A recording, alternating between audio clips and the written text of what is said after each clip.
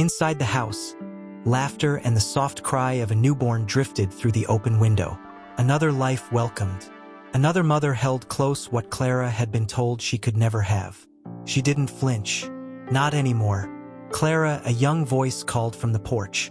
It was Lila, barely 19, cradling her newborn son with the nervous tenderness of someone who'd almost lost everything. He won't stop fussing. I think he's hungry, but I'm scared I'm not doing it right.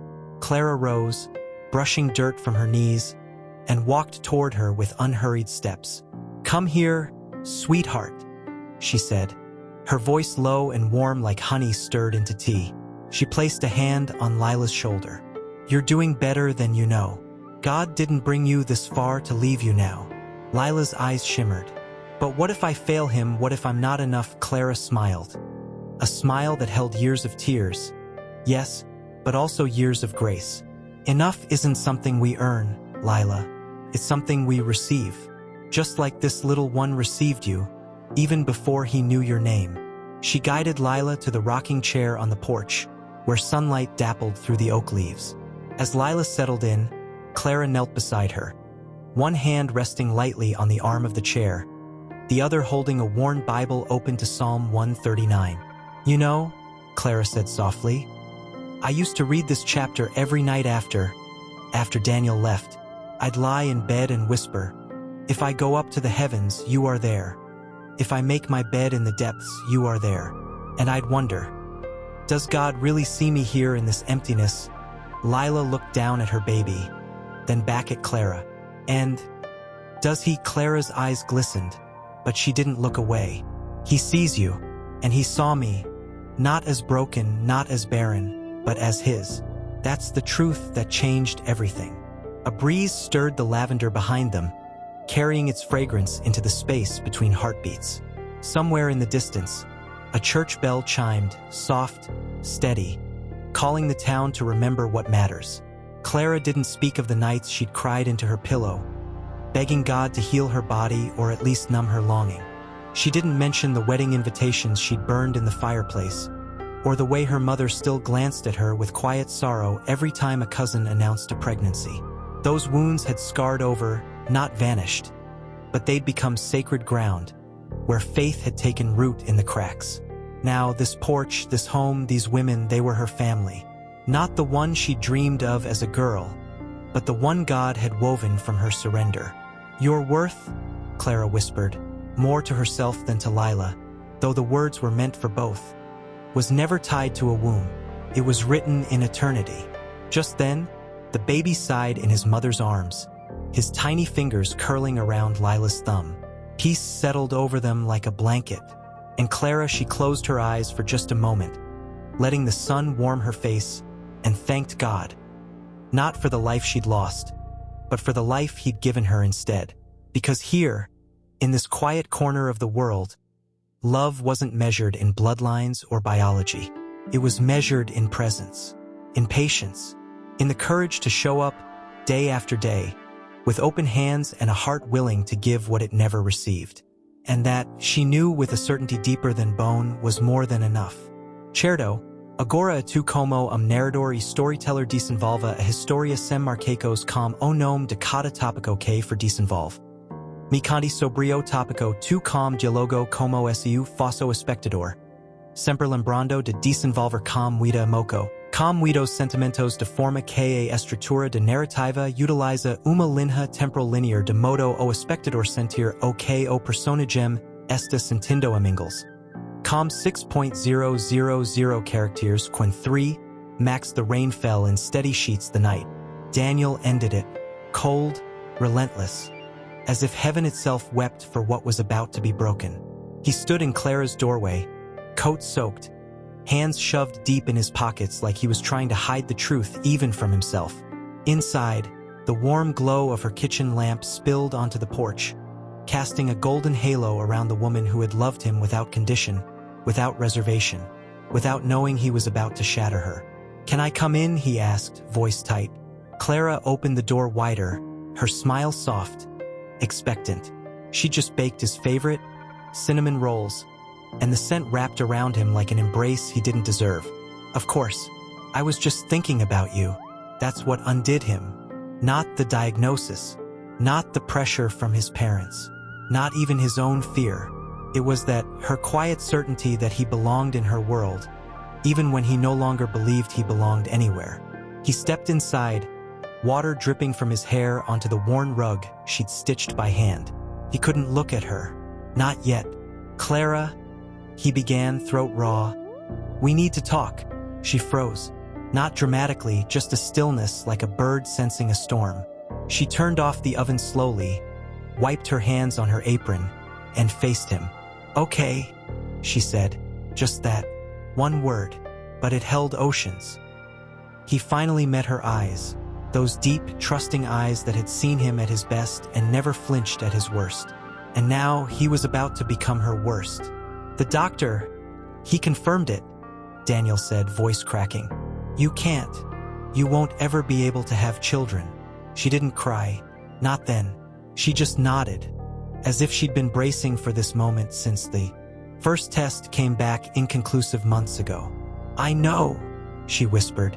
You know, his voice rose, edged with something ugly, panic, maybe, or shame. Then why didn't you tell me? Why let me plan our future like it was real? Her breath hitched. Because I believed God could do the impossible. And even if he didn't, I believed you loved me enough to walk through the impossible with me. The words hung between them, heavy as stone. Daniel turned away, pacing to the window. Outside, the rain blurred the world into gray. My father said it would be a mistake, he muttered, more to himself than to her. He said a man needs heirs, a legacy, that a home without children isn't really a home. Clara stepped closer, her voice trembling but clear. Is that what you believe, that I'm incomplete, that my body's limitation makes my love less valuable? He whirled around, eyes blazing. Not with anger at her, but at the trap he felt closing in. It's not about value, Clara. It's about reality. I want a family, a real one. Laughter at the dinner table, tiny shoes by the door, bedtime stories. I can't build that with you. The moment the words left his mouth, he saw the fracture. Deep, silent, final. Clara didn't collapse. She didn't scream. She simply folded her arms over her chest, as if holding herself together. So that's it, she asked, voice barely above a whisper. After 5 years, after vows we hadn't spoken but lived every day, you walk away because my womb is silent. He wanted to say no. He wanted to fall to his knees and beg her forgiveness. But pride, cold, sharp, and dressed as practicality, gripped his throat. I'm not walking away from you, he lied. I'm walking toward what I was meant to be. She looked at him then, not with hatred, but with a sorrow so profound it aged her in seconds.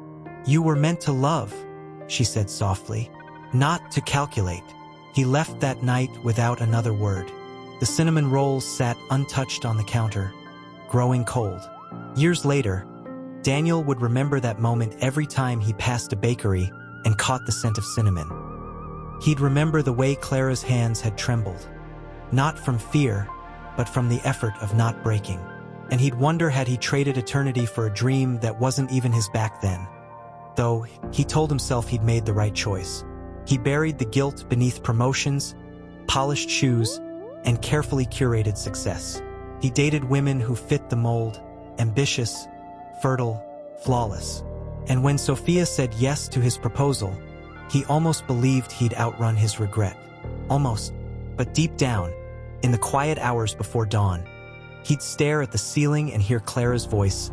I believed you loved me enough to walk through the impossible with me. And he'd whisper into the dark, I wasn't. He wasn't then. But one evening, kneeling alone in the church sanctuary long after the last hymn had faded, she finally broke.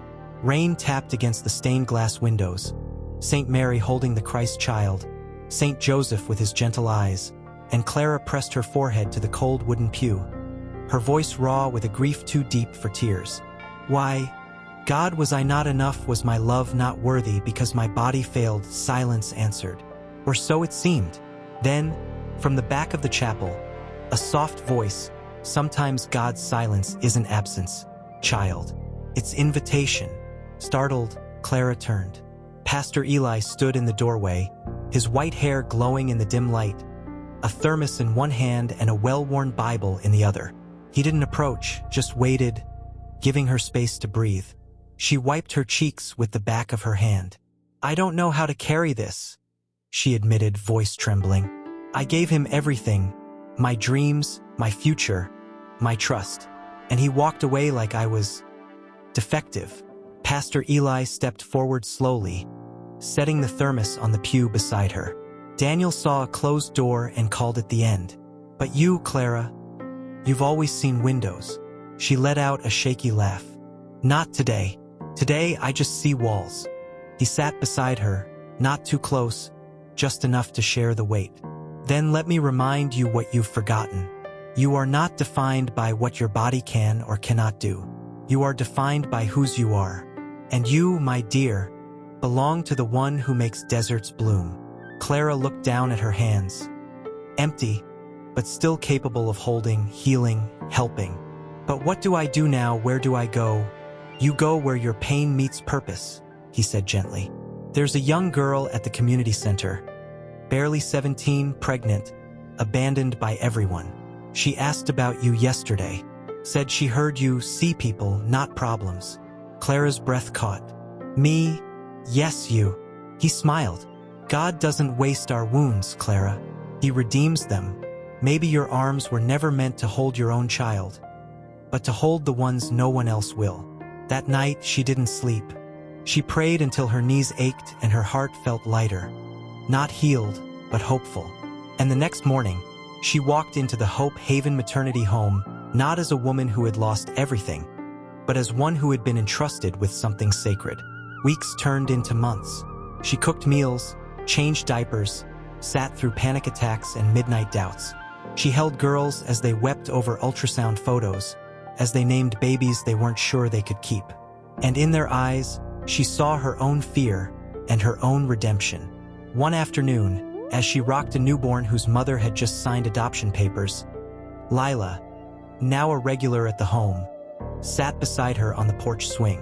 "You ever wonder," Lila asked softly, "what your life would have looked like if things had gone differently?" Clara looked down at the sleeping infant in her arms, his tiny chest rising and falling like a promise. "All the time," she admitted. "But then I remember, God didn't close that door to punish me. He opened this one to prepare me." Lila studied her. "You really believe that?" "I have to," Clara whispered, "because if I didn't, I'd drown in what I lost.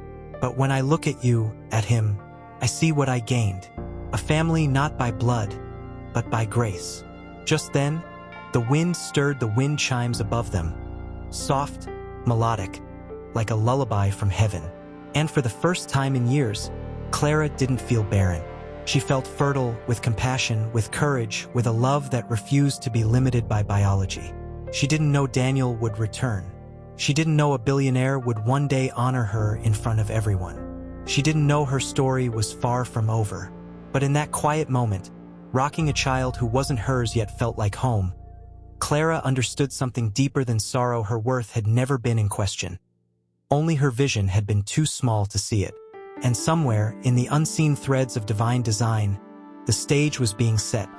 Not for revenge, not for regret, but for restoration.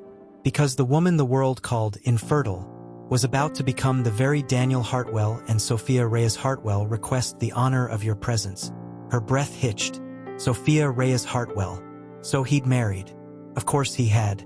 She'd heard whispers, his company's expansion, his engagement announcement in the city paper, but she'd never let herself look at the photo. Now, his wife's name sat on her palm like a stone. She turned the invitation over. The event, a charity gala benefiting maternal health initiatives, hosted at the very community center where she'd spent the last 3 years rebuilding lives, including her own. Lila peeked into the office, holding a stack of diapers. "You okay? You look like you've seen a ghost." Clara forced a smile, tucking the card into her Bible. "Just an old acquaintance."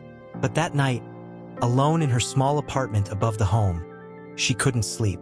Rain tapped the window again, just like that night years ago, and she found herself standing before her closet, staring at a dress she hadn't worn since before Daniel left. Navy blue, modest, with lace sleeves. She'd bought it for their engagement party.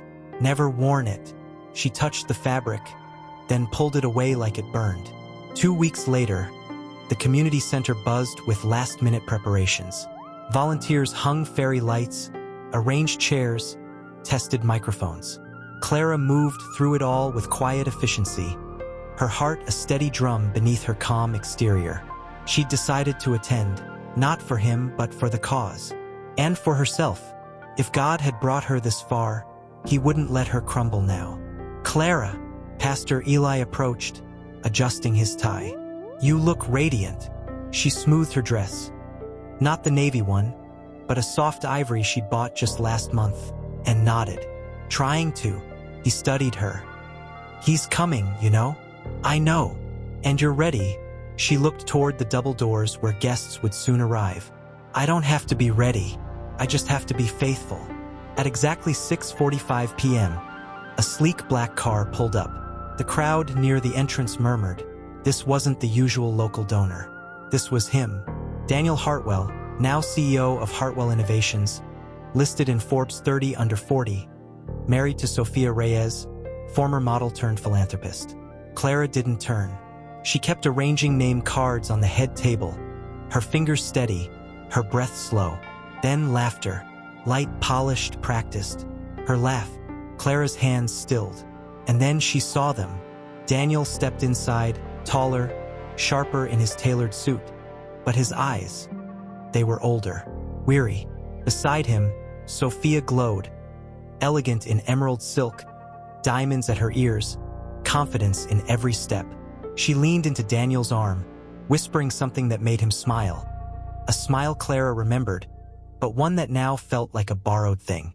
Their eyes met across the room.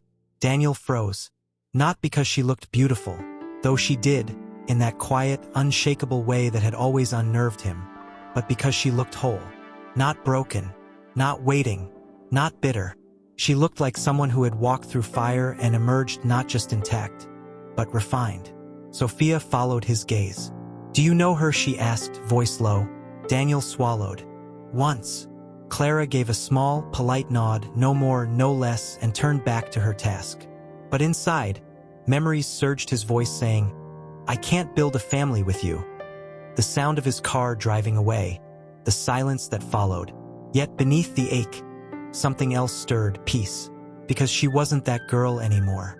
She was the woman who held newborns at 3 a.m., who prayed over scared teenagers, who'd learned that love isn't measured in rings or children, but in presence.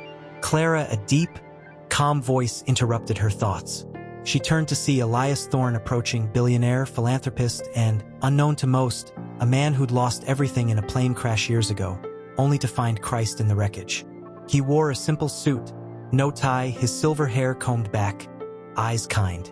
"You're here," she said, relief softening her voice. "I wouldn't miss it," he replied. "Not when you're the reason this center got its new nursery." Before she could respond, Elias did something unexpected.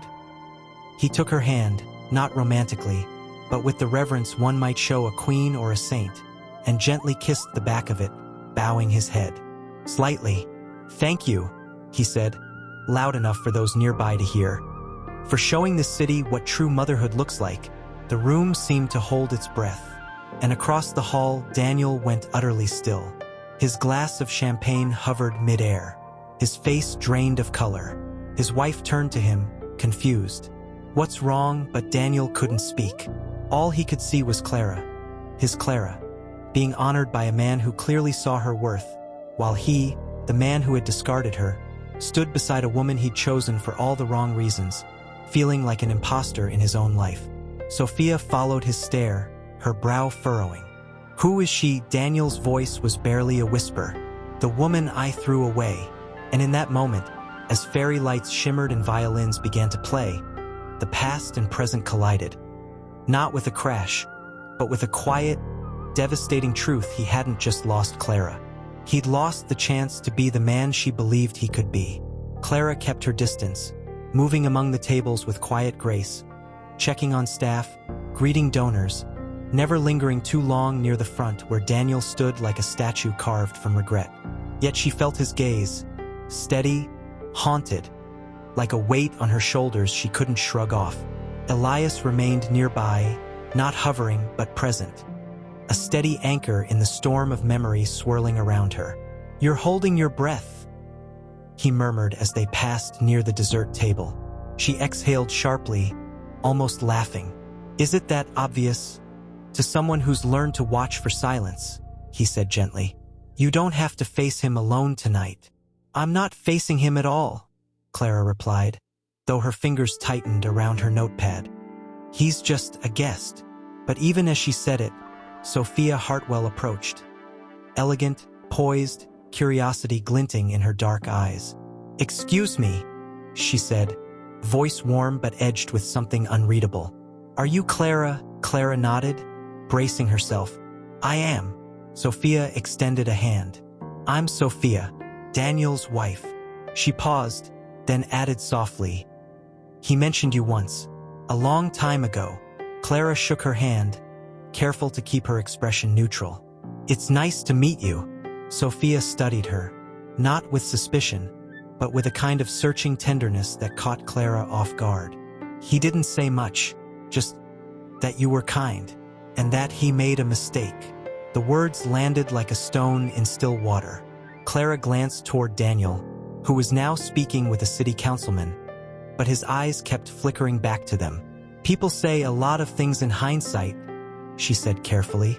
"Maybe," Sophia said, lowering her voice, "but I've watched him all evening. Every time you move, he stops breathing. That's not just guilt, that's grief." Clara's throat tightened. She looked away, toward the stage where Pastor Eli was about to give the opening prayer. "Then I hope he finds peace," she said quietly. "Because I already have." Sophia didn't respond right away. Instead, she followed Clara's gaze to the mural on the far wall, a painting of women holding hands across generations, with the words, "She is clothed with strength and dignity," arched above. "This place, it's beautiful," she said. "You built this, not alone," Clara replied. "But yes, with God's help and a lot of stubborn hope." Sophia smiled faintly. "I think I'd like to volunteer sometime, if that's allowed." Clara turned, surprised. "Of course, everyone is welcome here." Their eyes held for a moment. Two women bound by one man's past, yet standing on opposite shores of understanding. There was no rivalry, only a strange, unspoken kinship forming in the space between them. Just then, the lights dimmed slightly. Pastor Eli stepped to the microphone. "Friends," he began, voice resonant with warmth. "Tonight we gather not to celebrate wealth or status, but to honor the sacred act of showing up for the broken, the forgotten, the ones told they're not enough." Clara's breath caught. She knew those words were for her. As the pastor spoke of redemption, of second chances, of love that sees beyond shame, Daniel slipped away from the crowd and stood near the back, arms crossed, jaw tight. He wasn't listening to the speech. He was watching her, the way she listened with her whole being, the way her hand rested protectively over her heart when the pastor quoted Isaiah 31. "Do not fear, for I have redeemed you. I have called you by name. You are mine." And in that moment, something inside him cracked open. Later, during the donor recognition segment, Elias took the stage. The room hushed. Cameras flashed. "Many of you know me as a businessman," he began. "But few know that 5 years ago, I lost everything, my wife, my son, my will to live, in a private plane crash. I survived. They didn't." His voice wavered, but he pressed on. "I came here broken, searching for meaning, and I found it in a woman who taught me that legacy isn't built in boardrooms, but in cradles held, tears wiped, and souls restored." All eyes turned to Clara. She froze, heat rising in her cheeks. Elias stepped down from the podium and walked toward her. Gently, respectfully, he took her hand again, this time in front of everyone, and kissed it once more, bowing his head. "Clara Bennett," he said, voice thick with emotion, You are the truest mother I have ever known." A ripple went through the crowd. Applause began, soft at first, then swelling into something thunderous. And Daniel, he stood utterly still, glass forgotten in his hand, heart hammering against his ribs like a prisoner desperate to escape. Because in that kiss, not of romance, but of reverence, he saw everything he had thrown away, a love that didn't demand perfection, a woman who turned pain into purpose, a life rooted in something eternal. Sophia touched his arm. "Daniel," she whispered. "Are you okay?" He didn't answer. He couldn't, because for the first time in years, he wasn't thinking about his image, his success, his carefully constructed future. He was remembering the girl who used to pray with him under the stars, who believed in him when no one else did, who loved him despite his flaws, not because he was flawless. And now, she stood bathed in light, honored by a billionaire, cherished by a community, radiant with a peace he couldn't buy, couldn't earn, couldn't fake. The gala would end. Guests would leave. Cars would pull away into the night. But nothing would ever be the same. Because the woman he'd labeled infertile had just given birth to something far greater than children. Sophia squeezed his arm again, firmer this time. "Daniel, you're scaring me. Talk to me." He blinked, as if waking from a dream. I need air." He turned and walked, stumbled, toward the courtyard, the cool night air hitting his face like a slap. The gala's music muffled behind glass doors, replaced by the rustle of leaves and the distant chirp of crickets.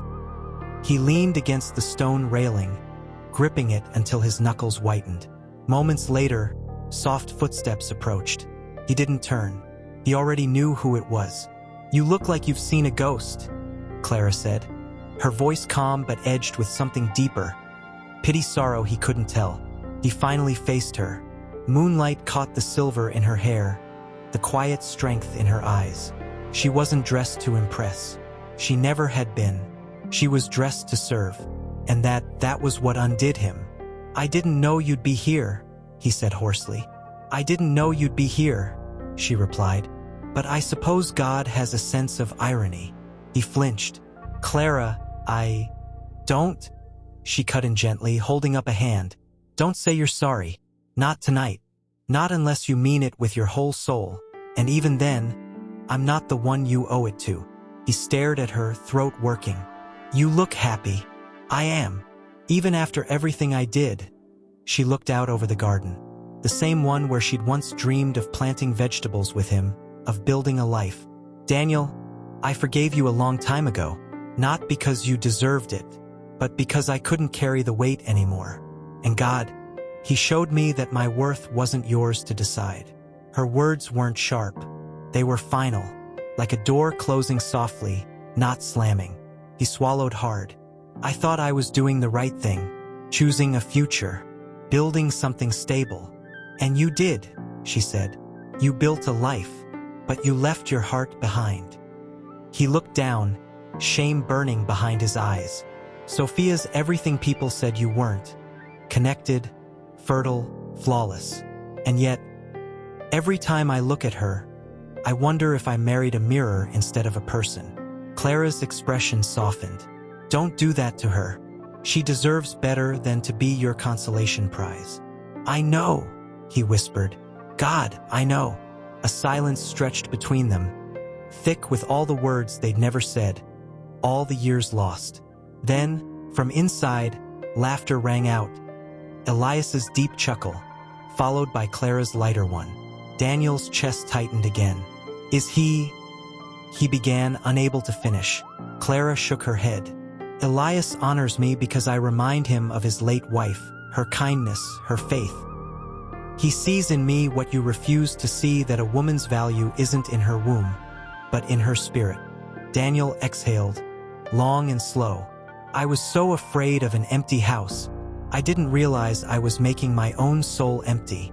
Clara stepped closer just once. "It's not too late to fill it, Daniel. But you can't do it by looking backward. You have to kneel." He met her eyes. "Will you pray with me?" She hesitated, just a breath. Then softly, "I'll pray for you. But your knees, those are yours to bend." Before he could respond, Sophia appeared in the doorway, wrapped in a shawl, her expression unreadable. She looked from Daniel to Clara, then back again.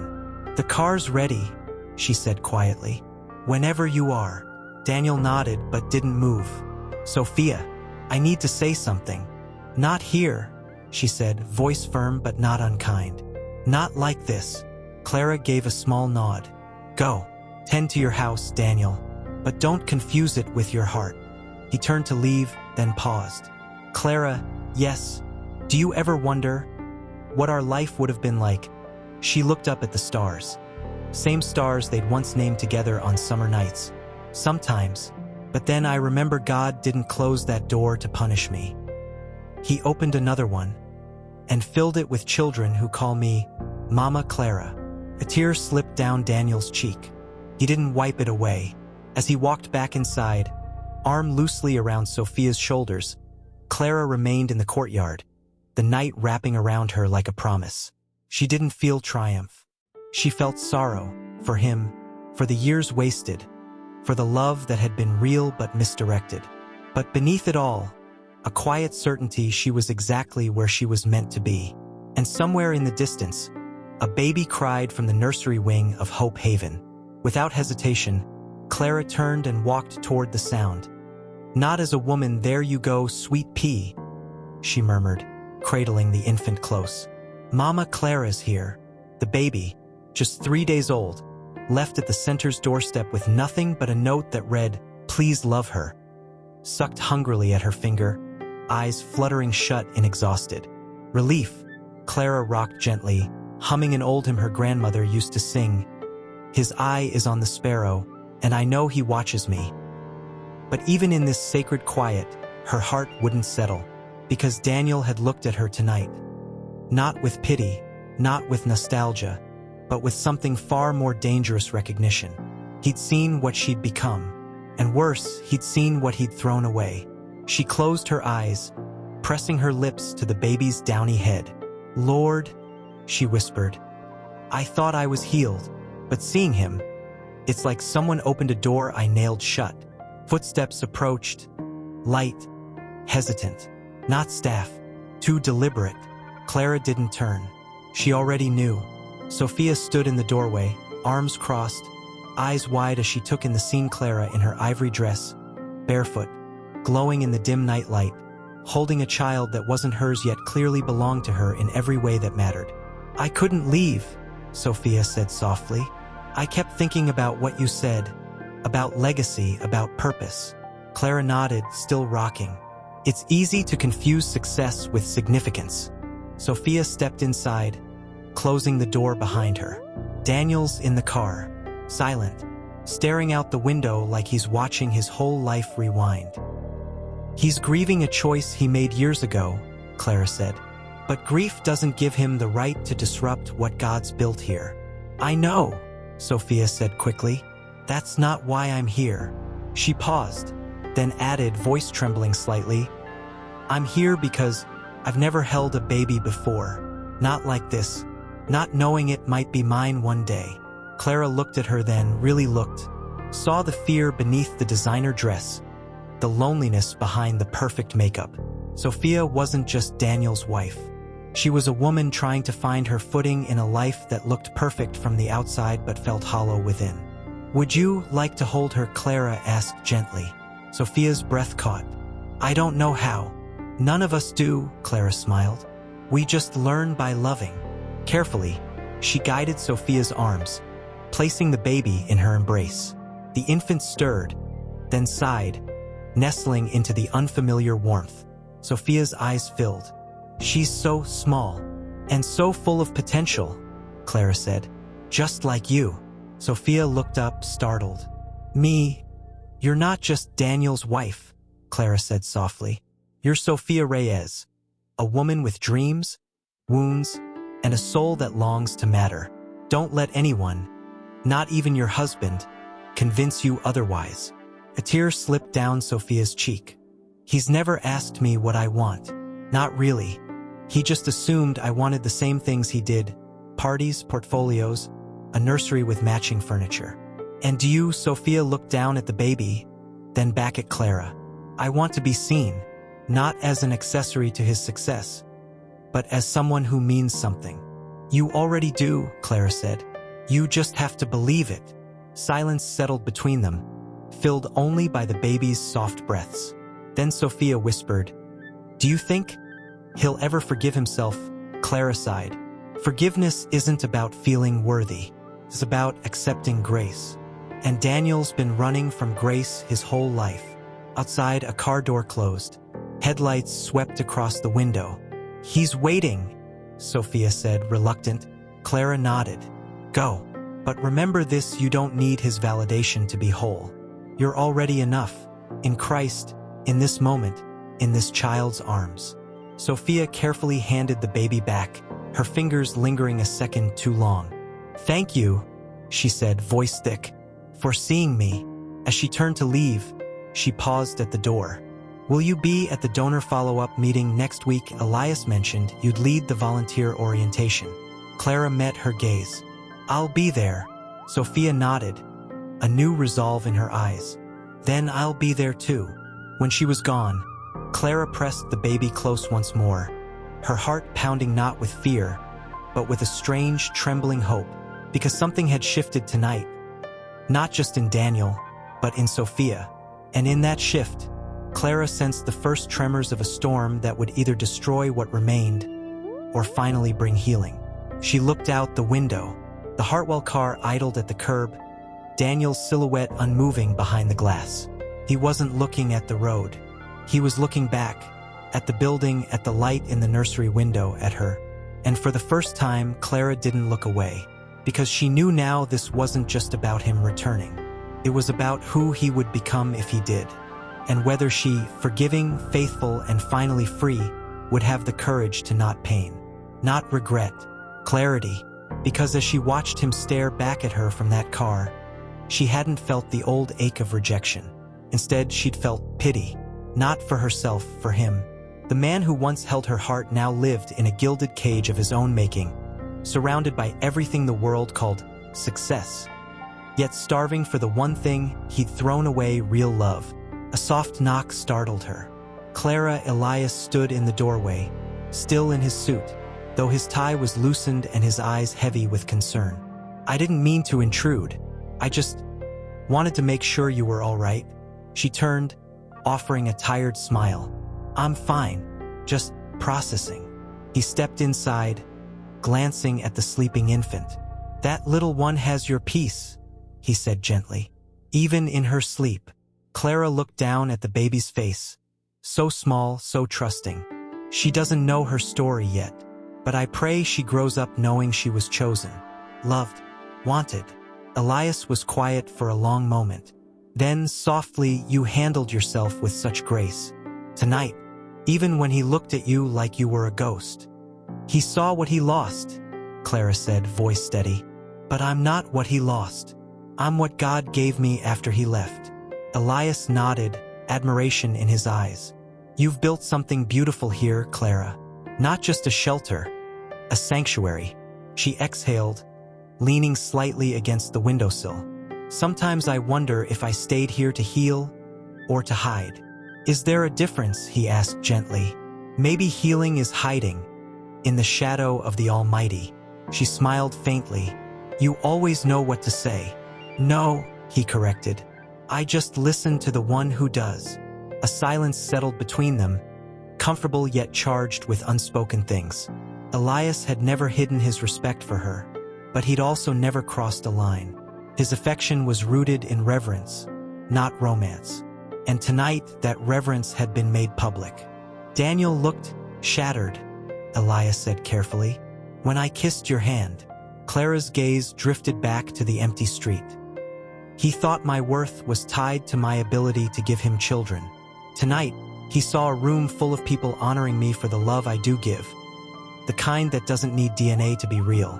Elias stepped closer. "Do you think he'll come back?" She didn't answer right away. Instead, she rocked the baby gently, humming the hymn again under her breath. "Then, if he comes back for me, to fill his emptiness, to rewrite his past, I'll send him away. But if he comes back for God, to surrender his pride, to seek true repentance, then maybe there's hope. Elias studied her. You'd forgive him after everything? I already have, she said simply. Forgiveness isn't a feeling, Elias. It's a decision I made years ago when I stopped praying for him to suffer and started praying for him to see. He was quiet for a long moment. Then, with a tenderness that made her throat tighten, "You are the most Christ-like woman I've ever known." She looked at him then, really looked, saw the grief still lingering in his eyes from the wife and son he'd lost, the loneliness he carried beneath his generosity. "And you," she said softly, "are the kindest man I've ever known." He reached out, not to touch her, but to gently brush a stray curl from her forehead, his fingers hovering just above her skin, respectful, reverent.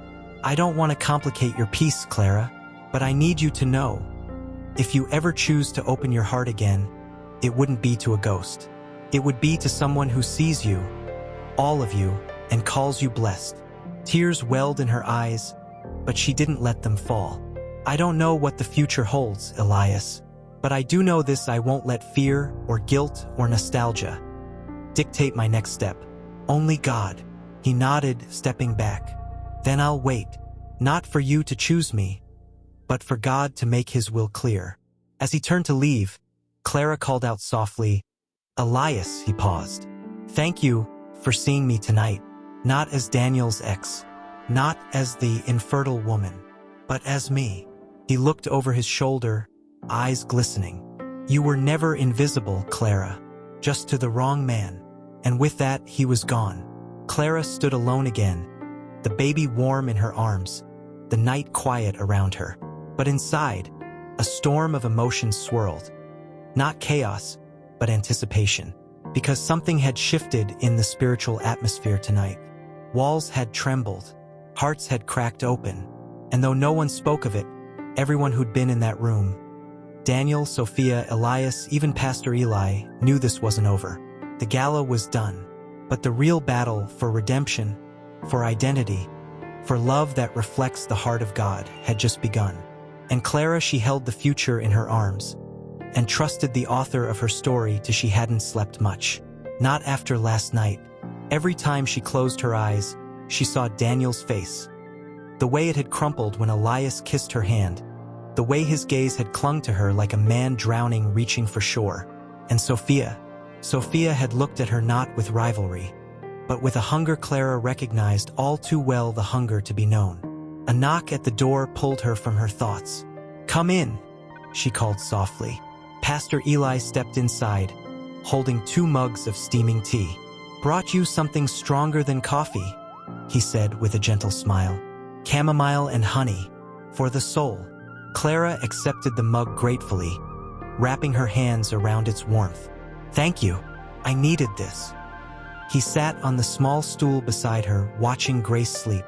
"You were radiant last night," he said, "even in the storm." "I didn't feel radiant," she admitted. "I felt exposed." "Sometimes God uses exposure to bring healing," he replied. "You've carried that wound in silence for years. Last night, the world saw your scars and called them beautiful." She looked down at Grace. "I just hope Daniel doesn't mistake admiration for an invitation." "He won't," Pastor Eli said firmly. "Not if he's truly seen what he lost. Real repentance doesn't rush back. It kneels." Before Clara could respond, Lila appeared in the doorway, eyes wide. "Clara, there's someone here to see you. Says it's urgent." Clara frowned. "Who is it?" Lila hesitated. "Elias Thorne, and he brought a lawyer." Her heart skipped. A lawyer. Had something gone wrong with the donation with the center's permits? She handed Grace to Pastor Eli and smoothed her dress, nerves fluttering like trapped birds in her chest. As she walked down the hall, she rehearsed calm responses in her mind, but nothing could have prepared her for what waited in the parlor. Elias stood by the fireplace, impeccably dressed as always, but his usual composure was edged with urgency. Beside him stood a woman in a tailored suit, briefcase in hand. "Clara," Elias said, stepping forward, "thank you for seeing us." "Of course," she said, forcing steadiness into her voice. "Is everything all right?" He exchanged a glance with the lawyer, then turned back to Clara, his eyes deep with meaning. This isn't about the center. It's about you. The lawyer opened her briefcase and placed a thick envelope on the table. Ms. Bennett, Mr. Thorne has asked me to present you with a proposal, one rooted in deep respect, spiritual alignment, and a shared vision for legacy. Clara's breath caught. What kind of proposal? Elias stepped closer, his voice low, reverent. Clara, I know this may seem sudden, but after last night, after seeing how the world still misunderstands your worth, I can't stand by anymore. I want to protect you, honor you, partner with you, not just in charity, but in life. Her pulse roared in her ears. Elias, are you asking what I think you're asking? He took her hands, gently, never assuming, and looked into her eyes with a sincerity that made her knees weak. I'm not asking you to replace anyone. I'm not asking you to forget your past.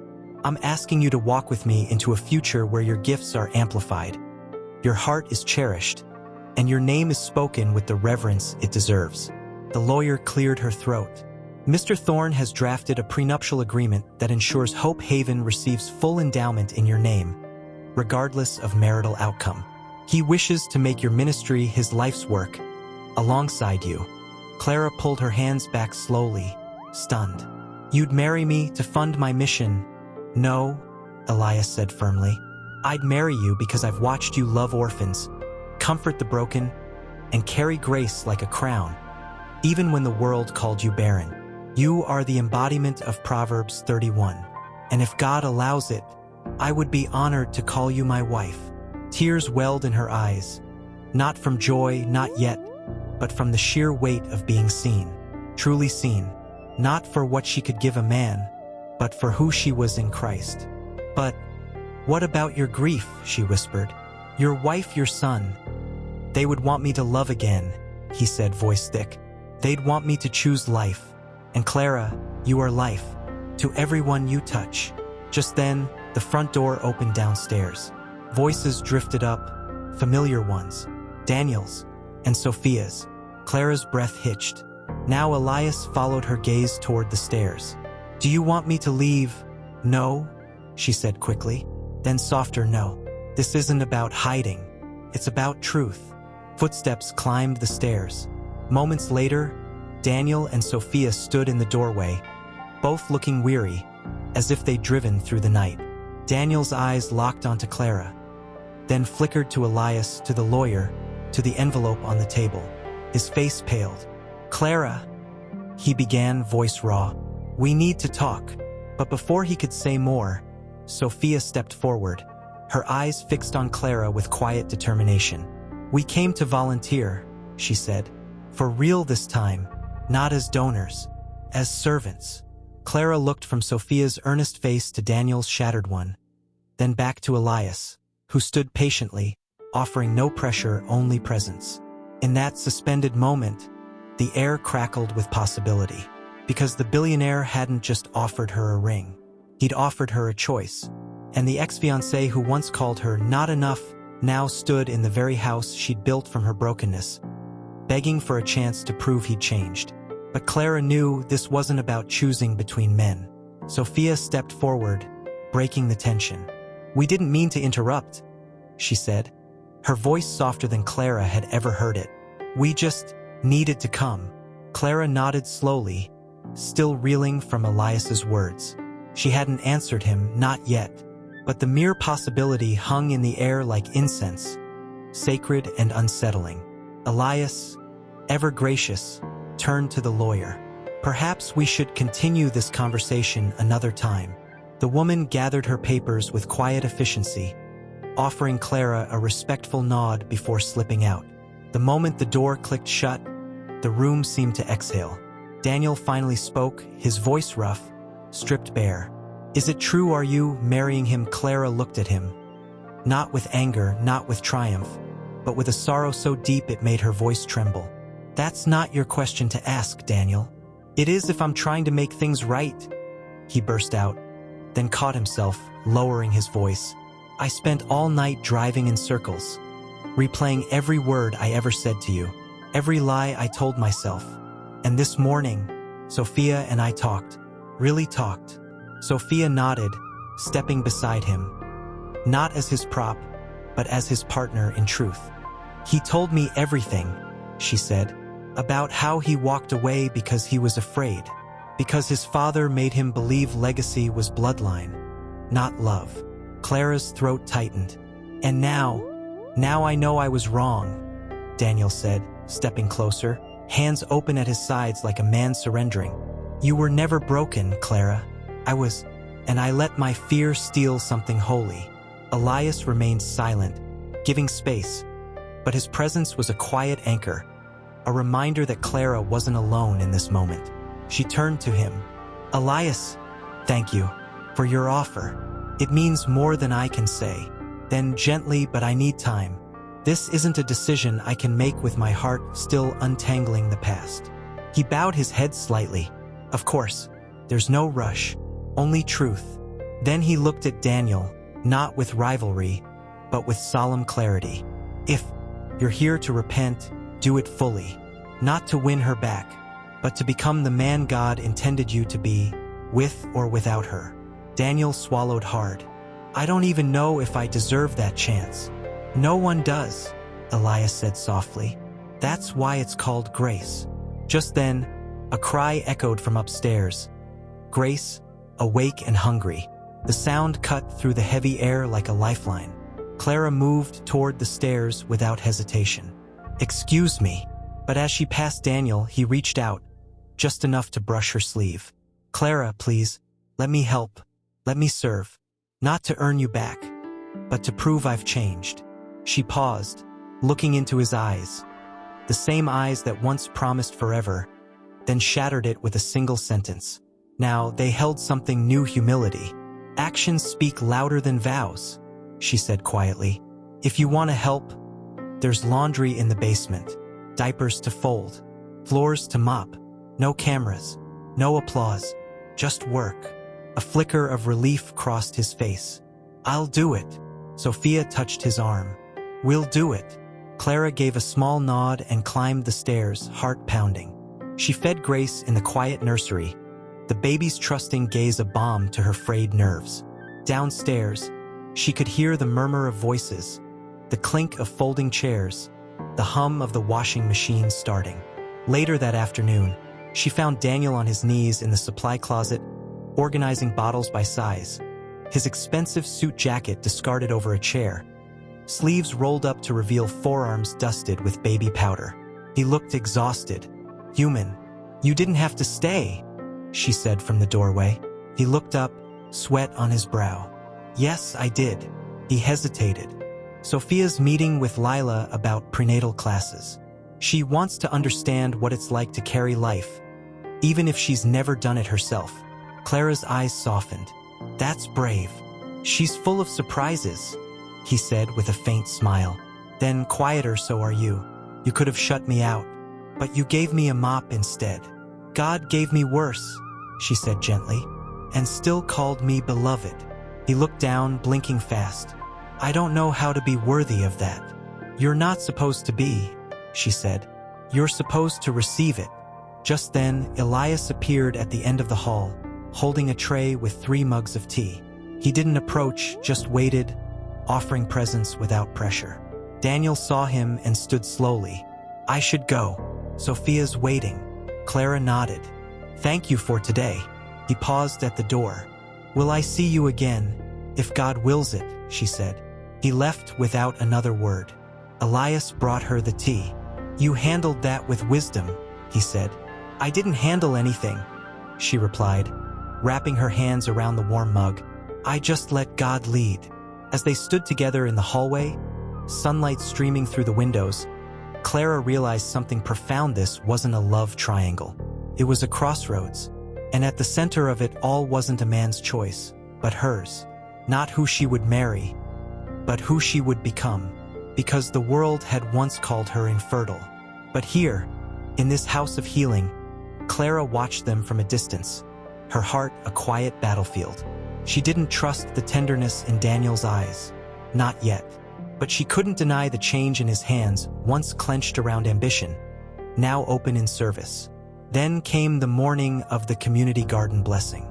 Pastor Eli had arranged for a small ceremony to dedicate the new plot, funded by Elias's latest gift, where mothers from the home would grow vegetables, herbs, even lavender, just like Clara once tended in her grief.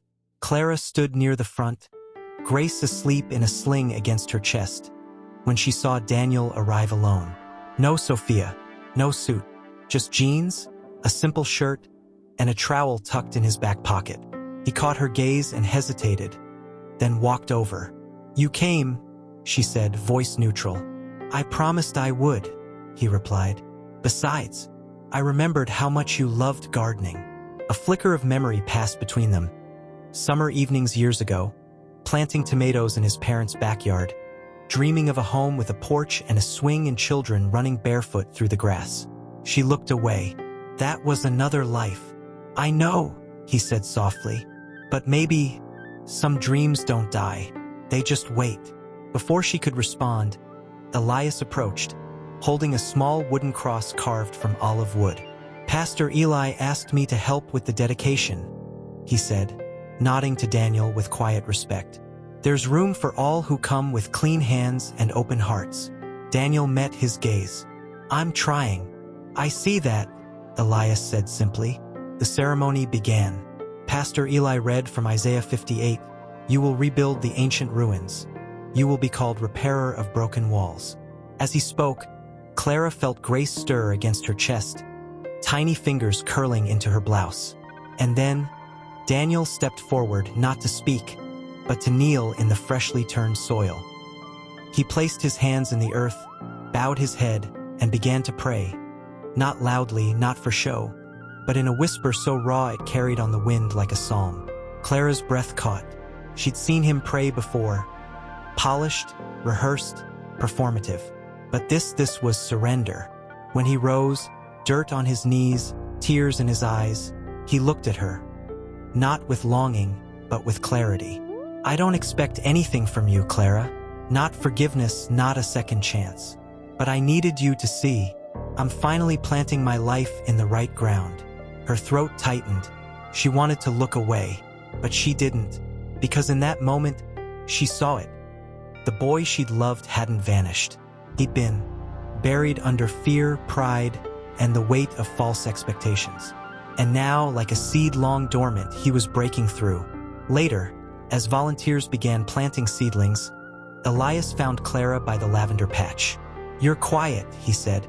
"I'm watching," she replied, "seeing if the change is real or just another performance." "He's weeping in the soil," Elias said gently. "No man pretends that." She looked at him, eyes glistening. "What if I still love him, Elias, not the man he was, but the man he's becoming?" Elias didn't flinch. He didn't pull away. Instead, he took her hand, not to claim her, but to steady her. "Then you let God lead. Not your fear, not your history, not even your heart. Him." She squeezed his hand. "You're a rare man. And you," he said with a faint smile, "are a woman worth waiting for, whether the wait ends with me or not." Just then, Daniel approached, holding a small lavender sprig. He didn't offer it to her. He simply placed it at the base of the plant she'd just watered. "For the girl who taught me that beauty grows in broken places," he said quietly. Clara looked at the sprig, then at him. "You're not that boy anymore, are you?" "No," he admitted. "But I'm trying to become the man you always believed I could be." She didn't answer, but for the first time since he'd walked back into her life, she didn't look away. And in that silence, fragile, trembling, full of possibility, the wind carried the butt as the afternoon sun dipped lower, casting long shadows across the garden. A new tension stirred, not between Clara and Daniel, but within Sophia herself. She arrived just before dusk, her usual composure frayed at the edges. Her eyes searched the yard until they landed on Clara, who was rinsing soil from her hands at the outdoor sink.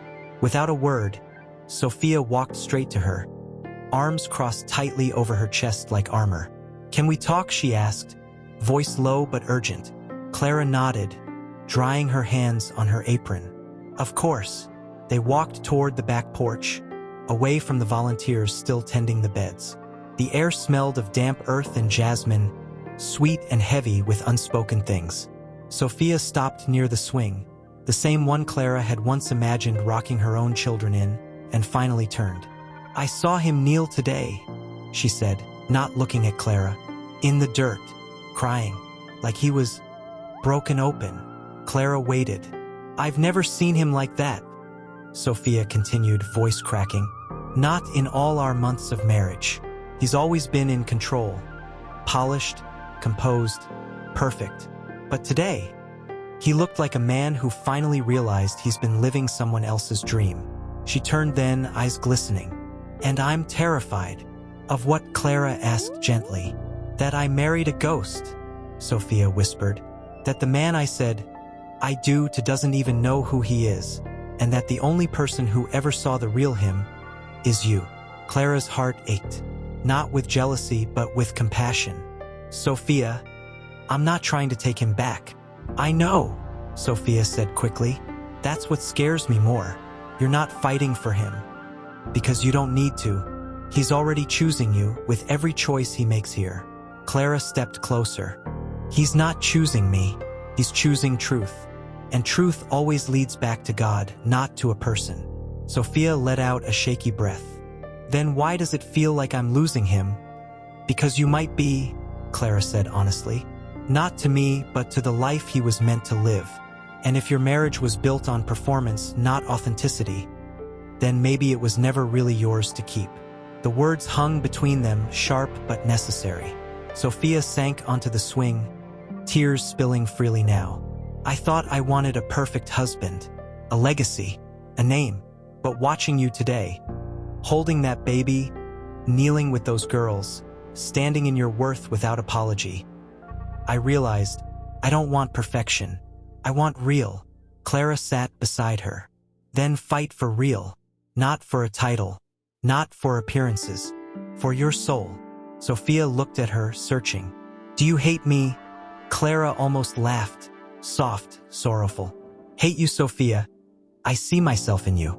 I was once so desperate to be chosen. I stayed with a man who made me feel small. You deserve better than that. He deserves better than that." Sophia wiped her cheeks. "What if I stay, and he leaves anyway?" "Then you'll still have your dignity," Clara said, "and your relationship with God. And that's more than most people ever find." Just then, the screen door creaked open. Daniel stood there, holding 2 mugs of tea, Clara's chamomile, Sophia's mint. He'd remembered. He froze when he saw them together, his expression shifting from hope to uncertainty. "I didn't mean to interrupt." "You didn't," Sophia said, standing slowly. She walked to him, took 1 mug, and looked into his eyes. Not with accusation, but with a new kind of courage. "We need to talk, really talk. Not about the center, not about appearances, about us."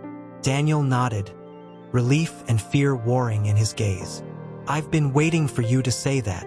As they walked toward the garden bench, Clara stayed on the porch, watching the sunset paint the sky in gold and violet. She felt no triumph, only prayer, because love wasn't about winning. It was about freedom. And somewhere in the quiet space between confession and grace, 2 marriages were being dismantled. Not to destroy, but to rebuild on something true. Elias appeared beside her, silent as always. He didn't speak, just handed her a mug, her favorite blend, and stood with her in the hush of evening. After a long moment, Clara whispered, "What if they choose each other? Again?" But this time, for the right reasons, Elias smiled faintly. "Then God will have done a miracle twice over." She looked at him, heart full. "And what if I choose you?" He met her gaze, steady and sure. "Then I'll spend every day proving that love isn't about filling emptiness, but celebrating wholeness." Below them, Daniel and Sophia sat side by side, heads bent together, voices low but earnest. No grand gestures, no dramatic declarations, just 2 broken people daring to be honest.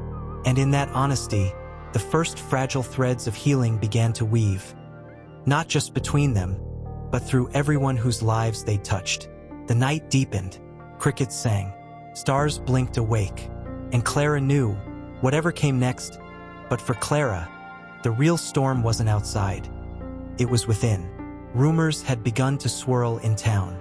A local blogger, hungry for gossip, had posted a blurry photo from the gala, Elias kissing Clara's hand. Daniel frozen in the background. Sophia's confused expression caught in the flash. The caption read, "Billionaire romances, infertile ex of local CEO. Love triangle or redemption story." The word infertile stung like salt in a wound she thought had healed. She found the post while scrolling through Hope Haven's donor updates late one night, Grace asleep in her bassinet beside her. Her hands trembled as she read the comments. Some kind, many cruel. She's using him. He's just pitying her. A barren woman playing saint while stealing another's husband. Tears blurred her vision, not because the words were true, but because they echoed the lie she'd once believed about herself. A soft knock came at her door. Clara Elias's voice, gentle as always. She quickly wiped her cheeks and opened the door. He stood there in a simple sweater holding a paper bag. "Brought you something from that little bakery you like. Cinnamon rolls." She managed a weak smile. "You remembered. I remember everything about you," he said softly, stepping inside only when she nodded. His eyes fell on her open laptop, the hateful headline still glowing on the screen. He didn't need to ask. "They don't know you," he said, voice low with protective fire. "They see a headline. I see a woman who held a dying teenager's hand through her last breath, who stayed up all night with a mother in labor when no one else would, who forgave the man who broke her heart and still prays for his healing." Clara looked away, arms wrapped around herself. "But what if staying near you makes it worse? What if people think I'm using you to make Daniel jealous? Or that I'm trading one man's pity for another's wealth?" Elias set the bag down and turned to face her fully. "Then let them think what they will. My honor isn't theirs to define, and neither is yours." He took a step closer, not touching her, but close enough that she could see the sincerity burning in his eyes. "Clara, I didn't kiss your hand to claim you. I did it to acknowledge you. In a world that measures women by their bodies, their beauty, their ability to produce heirs, you've shown that true legacy is written in love, not DNA. And if standing beside you invites scandal, then so be it." Her breath hitched. "But the ministry, Hope Haven. What if donors pull back? What if the girls here suffer because of rumors?" "Then we fight," he said firmly. "Not with silence, but with truth. Let them see you not as a victim or a villain, but as a vessel. Let them see that God builds his kingdom through the broken, the overlooked, the ones the world calls less than." He paused, then added, voice softer, "But if you ask me to step back, to protect your peace, I will, without resentment, without drama, because your calling matters more to me than my comfort."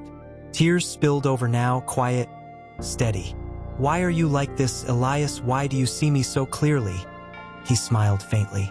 "Because I've stood where Daniel stood, choosing the wrong things for the wrong reasons. And I lost everything. But in the wreckage, God showed me what real worth looks like. And it looks like you, Clara. Not perfect, not flawless, but faithful." She looked at him, really looked, and saw not a billionaire, not a rescuer, but a man who had been shattered and remade, just like her. "I don't want to hide," she whispered, "but I don't want to cause division either." "Then don't hide," he said. "Just be you. Serve, love, lead, and let God handle the noise." He turned to leave, then paused at the door. "One more thing."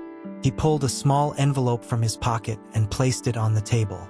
"Open it when I'm gone." After he left, Clara picked it up with trembling hands. Inside was a single sheet of paper, a letter handwritten. "Clara, if you choose to walk away from me to protect your peace, I will understand. But if you choose to walk with me, know this: I'm not offering you a throne. I'm offering you a partner in purpose.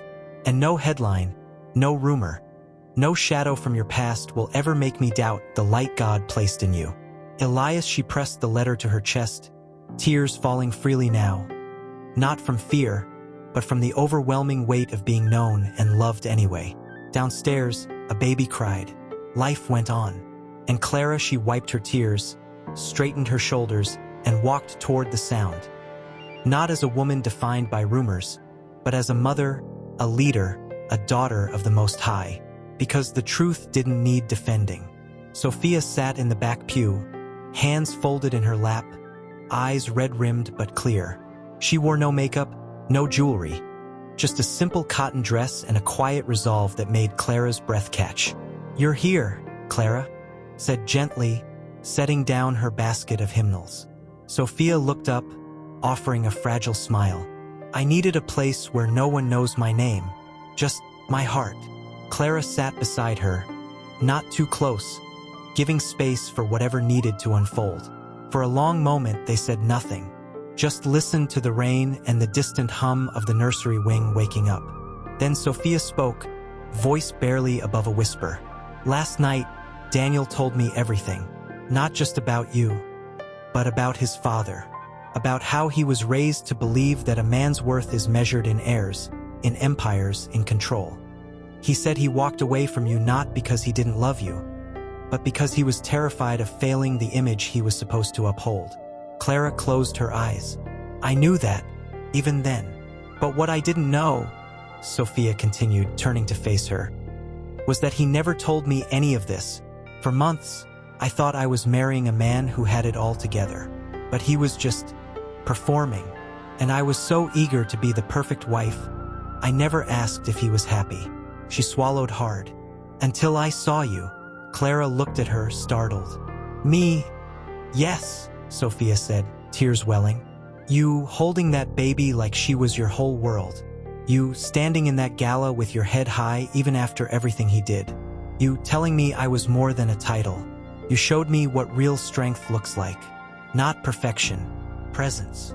Clara's throat tightened. "Sophia, I never meant to." "I know," Sophia interrupted softly. "That's what makes it real. You weren't trying to prove anything. You were just living your truth." She took a shaky breath. "And that made me ask myself, am I living mine or am I just playing a role in someone else's story?" Clara reached out, hesitated, then placed her hand over Sophia's. "What did you decide?" Sophia looked down at their joined hands, then back up, eyes glistening with newfound clarity. "I decided I don't want to be Daniel Hartwell's wife if that means silencing my own voice. But I do want to be Sophia, the woman who chooses love, not performance.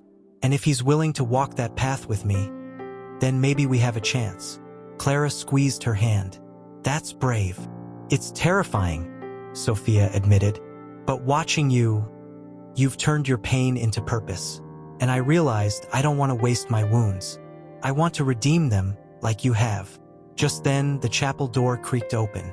Daniel stood there, soaked from the rain, holding 2 umbrellas. He looked from Clara to Sophia, uncertainty flickering in his eyes. "I didn't mean to interrupt," he said. Sophia stood, smoothing her dress. "You didn't. We were just talking." He stepped inside, water dripping from his coat. "I brought your favorite tea," he said to Sophia, holding out a thermos. Then to Clara, "And I spoke to my father this morning." Clara's breath caught. "He didn't take it well," Daniel admitted, running a hand through his wet hair. "Said I was throwing away the family name. Called you, well, it doesn't matter what he called you." His voice hardened. "But for the first time, I told him no. That legacy isn't bloodline. It's character. And I've spent too long chasing his approval instead of living my truth." Sophia walked to him, taking the thermos. "I'm proud of you." He looked at her, stunned. "Even after everything, especially after everything," she said softly. "Because now you're choosing us, not for show, but for real." Clara watched them, heart full but aching. This wasn't her story anymore. It was theirs, messy, raw, and finally honest. As they turned to leave, Daniel paused. "Clara, thank you for not becoming bitter, for showing us what grace looks like." She nodded. "Go build something true." After they left, Pastor Eli appeared in the doorway, holding a stack of Bibles. "You handled that with wisdom," he said. "I didn't handle anything," Clara replied, standing. "I just let love speak." He smiled. "Sometimes that's the hardest thing of all. She walked to the window, watching Daniel and Sophia share an umbrella as they walked toward the garden. Side by side, not ahead or behind, but together. And in that moment, Clara felt it, not jealousy, not regret, but peace. Because healing wasn't about getting back what was lost. It was about making space for what God was planting now. Later that afternoon, as she rocked Grace in the nursery, Elias appeared in the doorway, holding a single white rose. "For the woman who makes broken things bloom," he said softly. She looked at him, then at the rose, then at the life unfolding around her. Full of scars, yes, but also sacred. And for the first time, she let herself imagine a future where love wasn't a rescue, but a shared journey of purpose. The rain had stopped. He hadn't planned to come here, but after walking Sophia home, after holding her hand without expectation, after hearing her say, "I believe in us, but only if we're honest," something in him had cracked open, not with sorrow, but with unbearable clarity. He knelt at the altar, not because he knew the right words, but because his soul had no other language left. "God," he whispered, voice raw, "I don't even know if you're listening. I spent years acting like I had it all together, like I didn't need you, like I could build a life on my own terms. But I was building on sand. And every time I looked at Clara, I saw what real foundation looks like." He bowed his head, fingers gripping the edge of the altar like a drowning man clinging to shore. "I called her not enough, because I was terrified I wasn't enough myself. I let my father's voice drown out yours. I traded love for control. And I hurt the one person who ever saw me, really saw me, and loved me anyway." A tear fell onto the worn wood. "I don't deserve her forgiveness. I don't even deserve Sophia's patience. But if you're real, if Grace is real, then show me how to live like I believe it." Silence answered, but not emptiness, because in that silence, something shifted. Not a voice from the sky, but a memory, clear as morning light. Clara, years ago, holding his hand after his first business failure, saying, "Your worth isn't in your success, Daniel. It's in your soul." He'd laughed it off then, called it naive. Now he wept, because she'd been right all along. Footsteps sounded softly on the gravel path outside. He didn't turn. He already knew who it was. Pastor Eli stepped into the chapel, holding a lantern that cast golden light across the walls. He didn't speak at first, just stood near the door, giving Daniel space to breathe. After a long moment, he said, "You're not the first man to kneel here broken." Daniel wiped his face. "I don't know how to fix what I've done." "You don't?" Pastor Eli said gently, walking closer. "You let God rebuild it, brick by brick, choice by choice." He sat on the pew beside him. "Clara once knelt right where you are. Same night Daniel Hartwell walked out of her life. She asked God the same question, why? And you know what he gave her?" Daniel shook his head. "A purpose greater than her pain," the pastor said. He turned her barrenness into a womb for hundreds of children, not by biology, but by love. Daniel's breath hitched. "I see that now. But what about me? What do I do with this guilt?" "Guilt says, you are what you did," Pastor Eli said softly. "Grace says, you are who God says you are." Which voice will you listen to? Daniel looked at his hands. Once used to sign contracts, now calloused from scrubbing floors and planting seeds.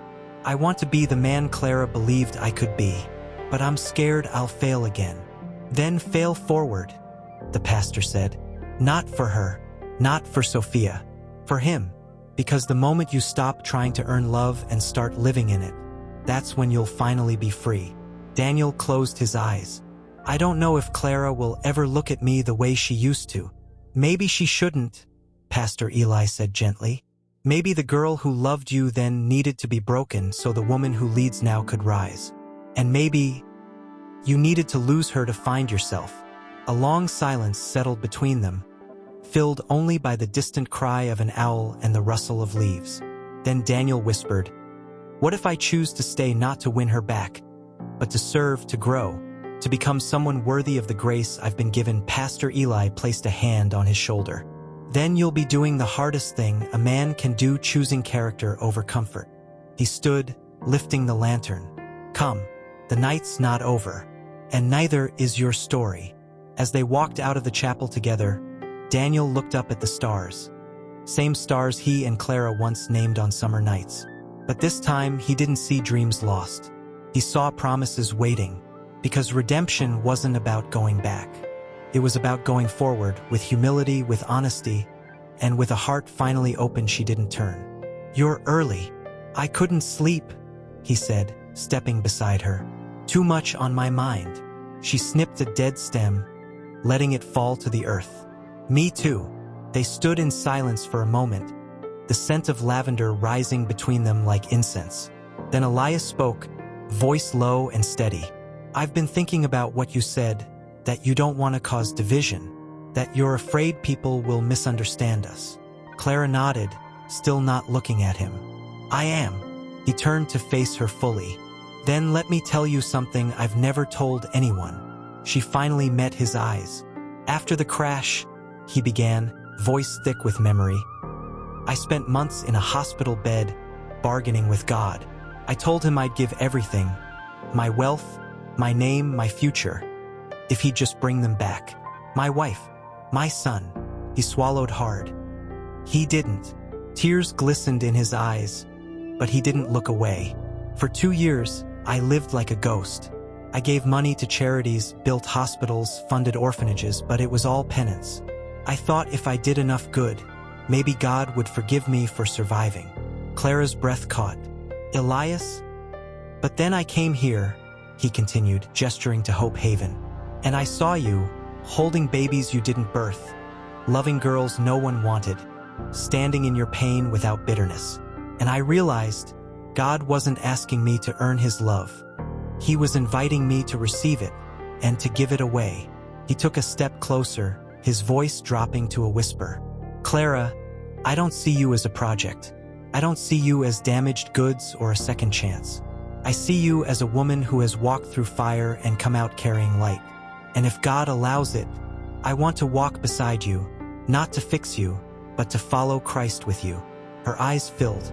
But what if I'm not ready? What if my heart is still tangled? Then we untangle it together, he said gently.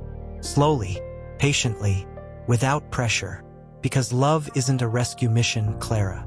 It's a covenant, a daily choice to honor, protect, and cherish the person God has placed in your path. She looked down at her hands, calloused from work, stained with soil, yet capable of such tenderness. I used to think love meant being chosen despite my brokenness. But you make me feel chosen because of it. Because it's made me who I am. That's because real love doesn't ignore the scars, he said, softly. It sees them as proof of survival and sanctification. Just then, Grace's cry echoed from the nursery window. Clara moved toward the house, but Elias gently touched her arm. One more thing, he said. I've asked Pastor Eli to host a small gathering next Sunday. Not a proposal, not an announcement. Just a time for prayer, for clarity, for us to seek God's will together, in community. No expectations, only openness. She searched his face. And if God says no, then I'll still be here, he said without hesitation. Supporting your ministry, honoring your calling, loving you from whatever distance grace requires. Her breath trembled. You're too good to me. No, he corrected, eyes shining. God is too good through you. As she walked toward the nursery, heart pounding with a mix of fear and hope, she passed the garden bench where Daniel and Sophia had sat days before. A single white rose lay there, fresh, dew-kissed. She didn't pick it up. She just smiled faintly and kept walking, because she finally understood her worth had never been in question. Only her willingness to believe it. And now, standing at the threshold of a new chapter, with a billionaire who saw her soul, an ex who was learning to see himself, and a God who had never stopped seeing her, Clara knew one thing for certain: love wasn't about who got to keep her. Clara, it's Mariah. She's in labor, way too early. She's only 28 weeks. Clara didn't hesitate. Call 911 now, and get the emergency kit from my office. She ran down the hall, heart pounding, as rain began to lash against the windows. Mariah, a quiet 17-year-old who'd arrived at Hope Haven just 3 months ago, abandoned by her family, trembling with fear, was curled on her bed, clutching her belly, tears streaming down her face. "I can't do this," she sobbed. "The baby's too small. She won't make it." Clara knelt beside her, taking both her hands. "Look at me, sweetheart. You can do this. And you're not alone." "But what if I lose her?" Mariah whispered, eyes wide with terror. "Then we grieve together," Clara said firmly. "But right now we fight. For her. For you." Sirens wailed in the distance, but the storm was worsening. Trees bending, power flickering. Just as the paramedics arrived, the lights went out. "No!" Mariah cried, panic rising. I can't see anything." Clara grabbed the emergency lantern from the closet, its warm glow cutting through the dark. "You don't need to see, baby. You just need to breathe. I've got you." Outside, tires crunched on gravel. Daniel and Sophia appeared in the doorway, soaked from head to toe, carrying flashlights and blankets. "We heard on the scanner," Daniel said, voice urgent. "Is there anything we can do?" Clara didn't question it. "Daniel, help the paramedics carry the stretcher. Sophia, stay with Mariah. Hold her hand. Tell her she's brave." Sophia nodded, dropping to her knees beside the bed. "You're not alone, Mariah," she said softly, taking the girl's hand. "I'm right here." As the team prepared to move Mariah, the girl gripped Clara's arm. "Don't leave me."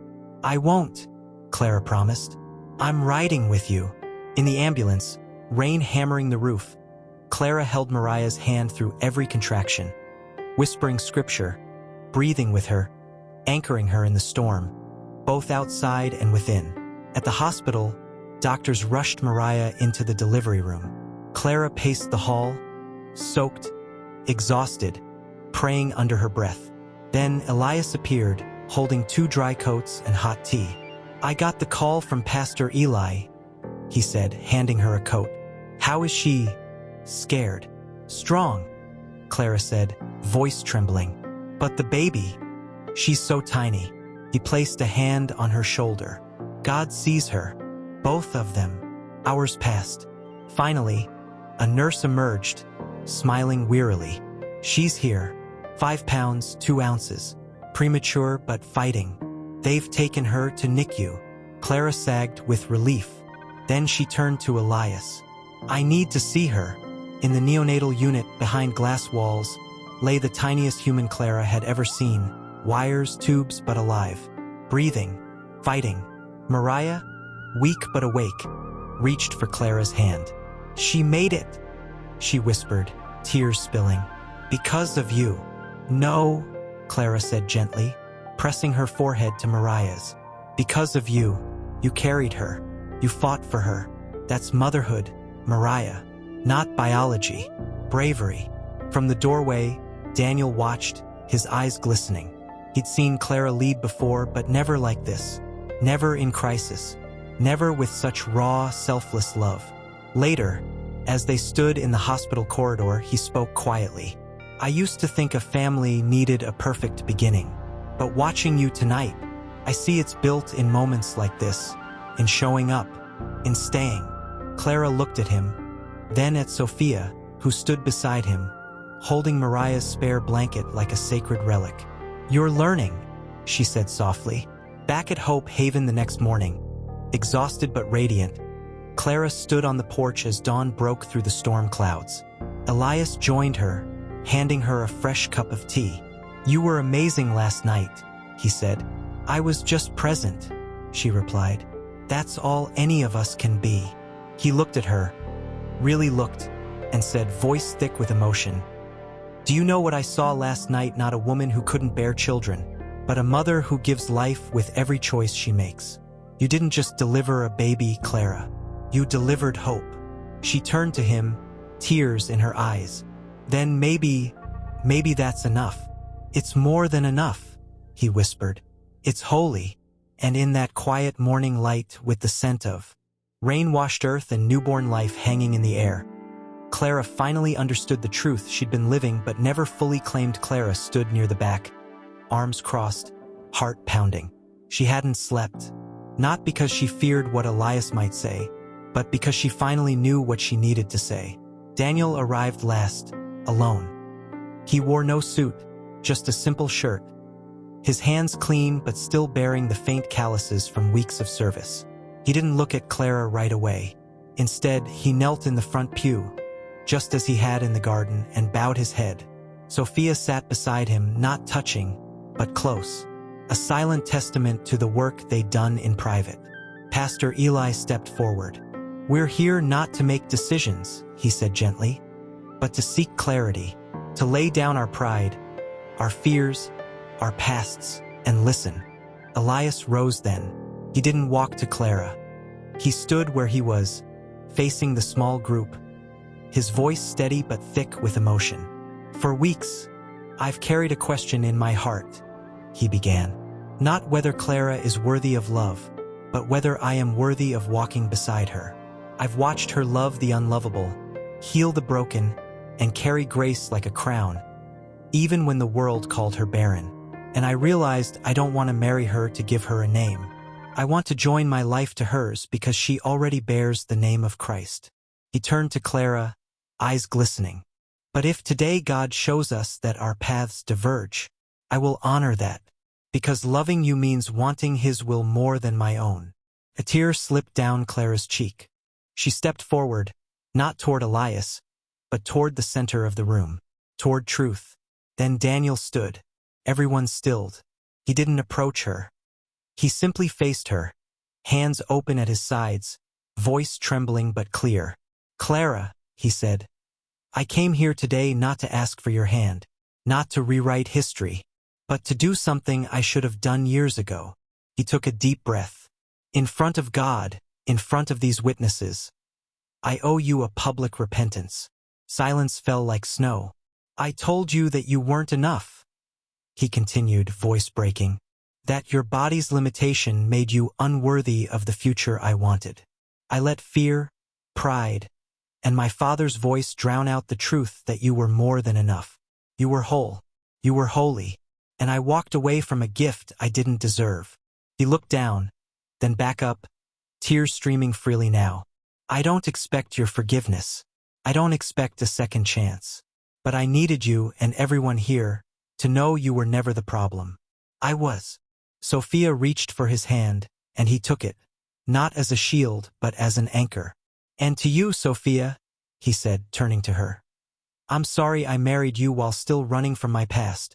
You deserved honesty from day one. And I promise, starting today, I will build our marriage on truth, not performance." Sophia squeezed his hand, tears in her eyes. "I believe you." Then Daniel looked back at Clara. "I release you, Clara, from every expectation, every shadow of my regret. You are free. And if God leads you to Elias or to a life alone, I will pray for your joy, not my own." Clara's breath caught. This wasn't the Daniel who left her. This was a man remade. She walked slowly toward him, not to embrace, but to stand before him as equals. "Thank you," she said softly, "for seeing me, for honoring me, for finally laying down the lie that my worth depended on your approval." She turned to the group, voice strong now, radiant with peace. "All my life, I thought healing meant getting back what I lost. But God showed me something deeper. Healing means becoming who I was always meant to be, whether or not He returned." She looked at Elias, then at Daniel, then at Sophia. "And today I choose freedom, not from love but from fear." Pastor Eli stepped forward, eyes shining. "Then let us pray, not for outcomes, but for obedience." As they bowed their heads, sunlight broke through the clouds outside, flooding the chapel in golden light. And in that sacred hush, the past was buried, the present was honored, and the future. "I wrote down everything I should have said years ago," he told her, voice steady but tender. "Not to burden you, but to set us both free." She accepted it without opening it. "Thank you," she said, "for finally speaking truth." He nodded, then looked toward the lavender patch, now blooming in full purple glory. You were always the garden, Clara. I was just too blind to see it. Sophia hugged her tightly before leaving. You'll always be family to me, she whispered. Not because of him, but because of your heart. And then they were gone. Hope Haven settled back into its rhythm. Diapers, lullabies, counseling sessions, shared meals. But something had shifted in the air. A lightness, clarity. One evening, as Clara rocked Grace on the porch, Elias joined her, holding 2 mugs of tea. He didn't speak at first, just sat beside her, watching fireflies blink over the garden. After a long silence, Clara said softly, I read his journal. Elias waited. He didn't ask for anything, she continued, just said he finally understands that love isn't about possession. It's about blessing. He signed it, to the woman who taught me what grace looks like. She turned to Elias, eyes glistening. I thought I needed closure, but what I really needed was peace. And I have it. He set his mug down and faced her fully. And what about us, Clara? Where does your heart lead now? She looked down at Grace, sleeping peacefully in her arms, then out at the horizon where the sun dipped behind the hills. All my life I believed love meant being chosen despite my brokenness. But you showed me that real love sees the broken pieces and calls them sacred. She took a deep breath. I don't want a love that rescues me, Elias. I want a love that walks with me. Through ministry, through storms, through ordinary days. A love that honors God first, and lets everything else flow from that. He reached for her hand, not to pull, but to hold. That's exactly the love I offer. She looked into his eyes, steady, kind, rooted in something eternal, and for the first time, she didn't see a billionaire. She saw a partner, a fellow pilgrim, a man who had known deep loss and chosen to love anyway. I'm not saying yes to you because I'm afraid to be alone, she said quietly. I'm saying yes because I finally believe I'm worthy of a love that reflects Christ. A tear slipped down his cheek. Then let's build something beautiful, not for the world to see, but for God to bless.